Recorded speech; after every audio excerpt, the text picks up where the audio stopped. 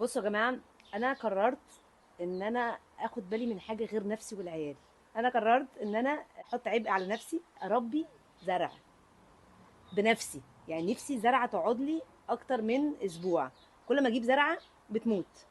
فقلت لا، انا هجيب 4 زرعات صغيرين وهركز معاهم جدا ان شاء الله، يعني يعيشوا معانا. انا كل يوم برعاه، باجي يعني بسلم عليه الصبح وب صباح الخير صباح الخير صباح الخير صباح الخير.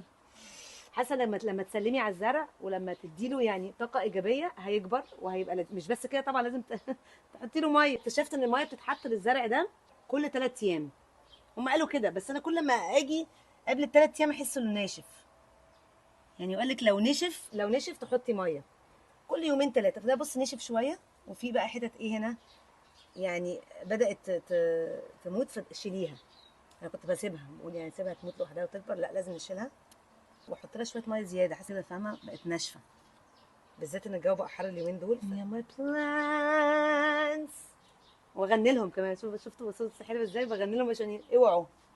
انا بقول لكم اهو. ستي تيوند، هديكم الابديت بتاع الزرع اسبوع باسبوع كده ان شاء الله. كله يفضل معانا، اوريكم بقى اللي كبر واللي صغر وعملنا ايه. وبعدين هحاول اعرف اساميهم عشان للاسف مش عارفه اساميهم، فهنتعرف عليهم المره الجايه.